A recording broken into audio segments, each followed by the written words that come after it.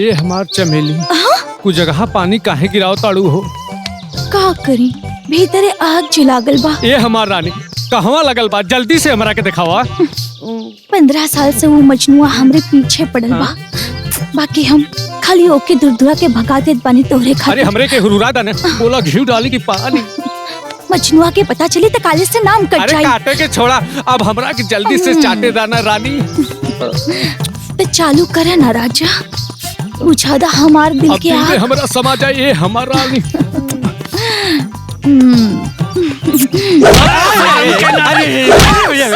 अरे का हो चमेली, इनका के पियावा तरह जवानी के घूटी, हमरा के कहतरु की जाके पीली रामदेव बाबा के बूटी। आज छोड़ब ना, आज हम हूँ सटाए। भाग गलू, आवत तनी दूध पी के।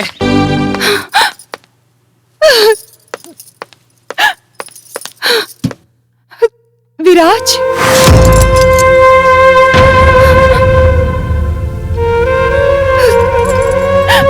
विराज,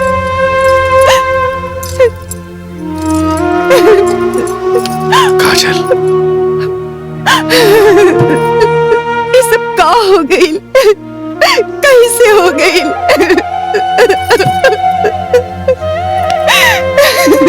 काजल, सब बर्बाद हो गई काजल।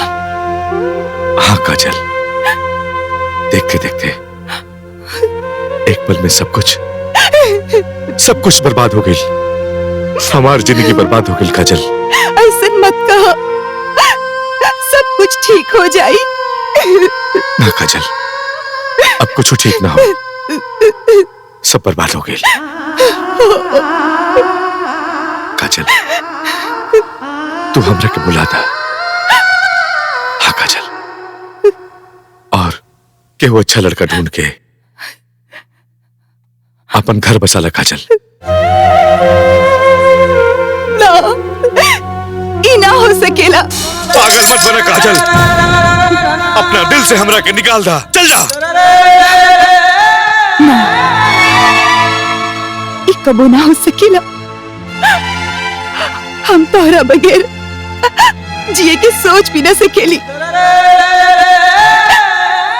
केहू और के संगे ब्याह कर दूर के बाद बा।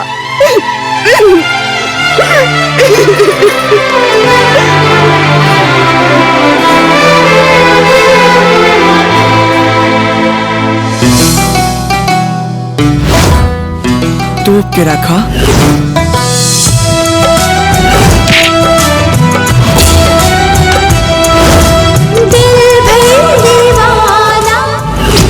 लड़की के दामन पर अगर एक बार कलंक लाग जाला ना, तो वो लड़की के जिंदगी बर्बाद हो जाला। लेकिन पर भरोसा नहीं खे। हाँ भाई, तू ठीक कहा ताड़ा। अब देखा का होता। होई का देखा आ गई। अब कौन नया नाटक बना के आयल बड़ू? हमरा समझ में नहीं क्या होत कि हम तोरा से माफी कैसे मांगी। अरे ई क्या करता रू? एकर कोनो जरूरत नहीं के। जा, हम तो के माफ कर देनी। अब आंसू पोछा।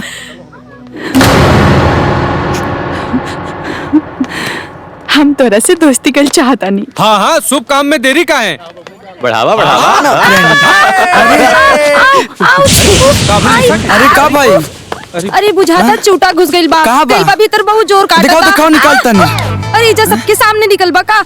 अच्छा चला चला चला चला, हाँ चल जल्दी। अरे जल्दी चला। कहाँ रहा यार?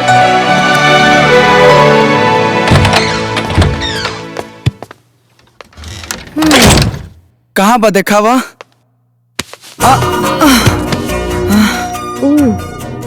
कहा न राजा जी कि हम ई चूटा के आपन रसगुल्ला खियावल चाहतानी। का विचार बा? अच्छा का हो, चूटा निकल गई? हाँ निकाल देनी। चला चला, बहुत बड़का चूटा रहला। अच्छा का तना दिन भगवा, एक ना एक दिन ता एहिजे आवे के बा।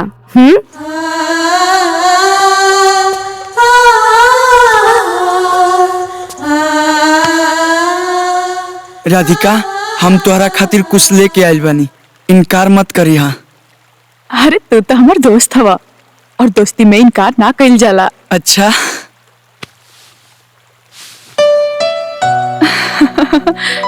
फूल?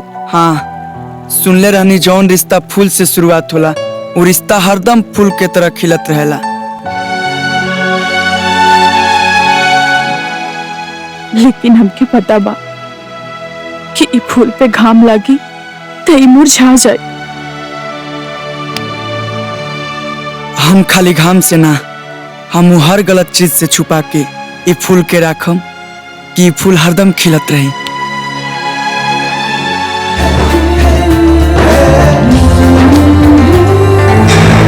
का राधिका से प्यार करत बड़े?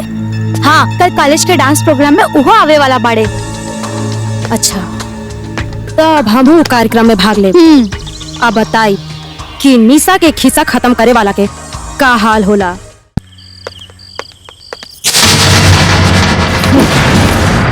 जाए से पहले एक बात सुन ला, जोन भी गलत फहमी तेरा मन में चला था ओकरा जितना जल्दी हो सके अपना मन से निकाल दा। कैसे कि लाख कोशिश कैला के बावजूद भी तू कल्लू के कबू पा ना सकेलू। कैसे कि वो तोहरा से ना हमरा से प्यार करेले। गलत फहमी तू पाल के रख ले बाड़ू तो अपन गलत फहमी के दूर कर। कल्लू तोहरा से ना हमरा से प्यार करेला और ई बात के पूरा कॉलेज जानेला। अच्छा, अगर ई बात के पूरा कॉलेज जानेला तो हमरो बात के पूरा कॉलेज आ हमार पूरा घर के लोग जानेला। कहे से कि हम उनकर भैया के साली और अब होखे वाली घरवाली बानी। साली तो तू जरूर बाड़ू लेकिन घरवाली कब्बो ना बन सकबो, कब्बो ना। काहे क्यों हम हई। अच्छा, तो तोहार ई सपना हम अभी पूरा कर देतानी। ई क्या करता रू निशा, कहीं पागल तो नहीं खो गई? हाँ, पागल हो गल बानी। कहे से कि ई तोहर मेहरारू बने के सपना देखा तारी और एकर इहे सपना के हम आज तुरल चाहतानी। और वैसे तोहरा इतना दर्द काहे होता? वो भी एकरा खातिर। हाँ, दर्द होता ऐसे काहे कि हम राधिका से प्यार करी ना और शादी भी राधिका से करब। I love you Radhika.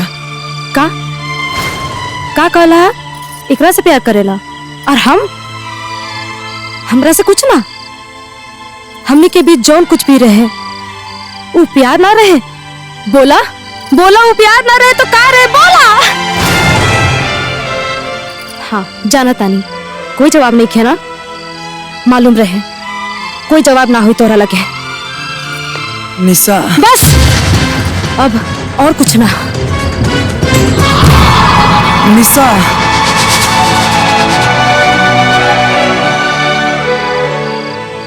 बहुत अच्छा कहनी समझी जी। जो निशा बिटिया का ब्याह तय कर देनी। अब बहुत धूमधाम से निशा बिटिया का ब्याह करे। जौनी तारा बड़की बिटिया के शादी केले रहनी है वही तारा निशा के शादी भी करब।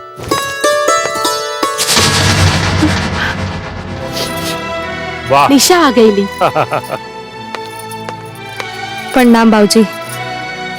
अरे बेटी, तोहरा आंख में आंसू? कुछ ना बाबूजी, बहुत दिन बाद रउआ से मिलल बानी ना, ऐसे खुशी से आंख में आंसू आ गए। ओह, अच्छा अच्छा अच्छा। तोहरा के हमें खुशखबरी सुनावत बानी, तोहार शादी हम तय कर देले बानी।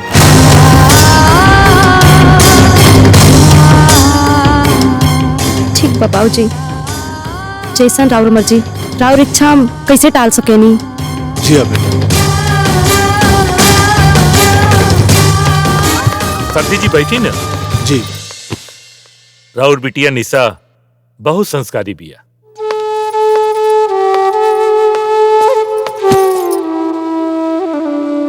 निशा,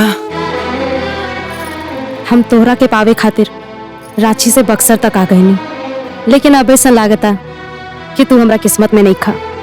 खैर छोड़ा, हमार शादी तय हो गई बा, अब हम अपना घर जाता नहीं।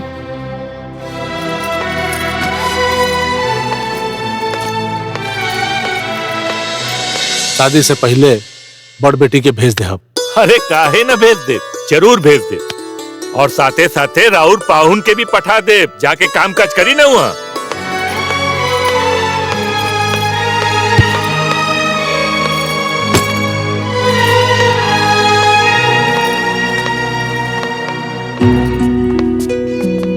प्रणाम। प्रणाम। खुश रह। चलो बेटी। खुश रहा बेटा।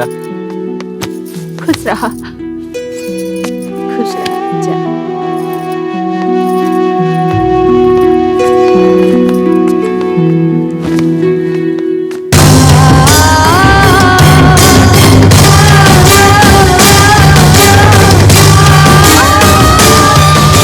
ऐसा न रघुराज बाबू, 2 बेर विधायकी का इलेक्शन हार चुकल बानी। अब की बेर हमारी इच्छा कि रहुआ हमारे साथ दी ताकि हम समाज खातिर कुछ कर सके। अरे काली बाबू, जब रउआ गांव के सेवा करे खातिर तैयार बानी, अच्छाई करे खातिर तैयार बानी, तो रउआ ई बार विधायकी जरूर जीतब। अरे बस आपसे यह उम्मीद बाबू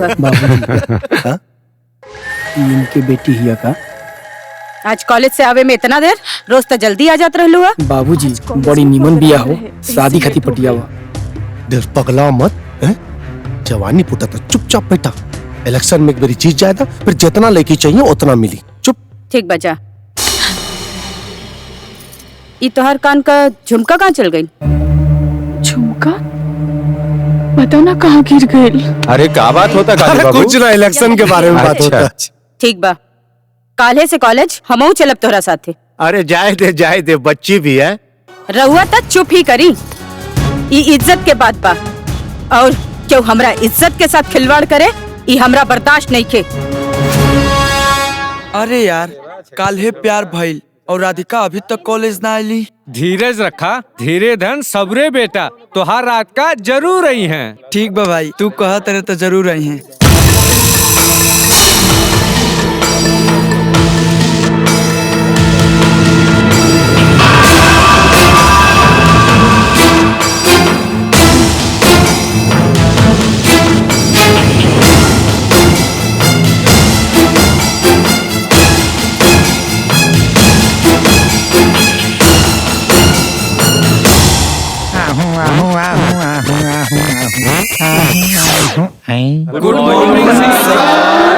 गुड मॉर्निंग। Good morning.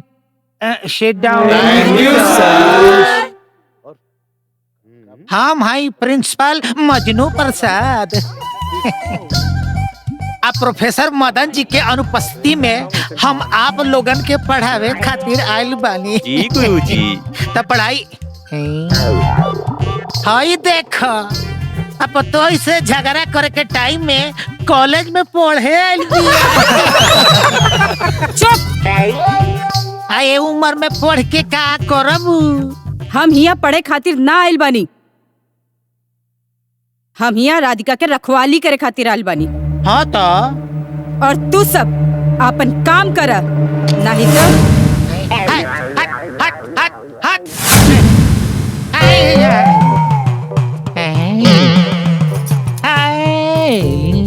अब का हुई? ये तो बहुत डेंजर भी है। नया कहानी बनावे के पड़ी।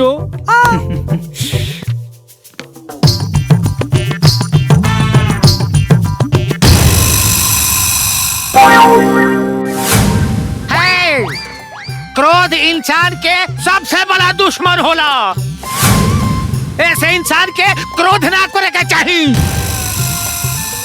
इंसान जिंदगी भर काम करेला, लेकिन क्रोध 1 मिनट में सब माटी में मिला देला। माटी में मिला। ऐसे बुआ जी रउआ क्रोध ना करे के चाहिए, और बंदूक ना उठावे के चाहिए। चल भाई, फिर चल जा। ए सखी, चले हीरा बाबा के यहाँ डोमकच में चलल जाए।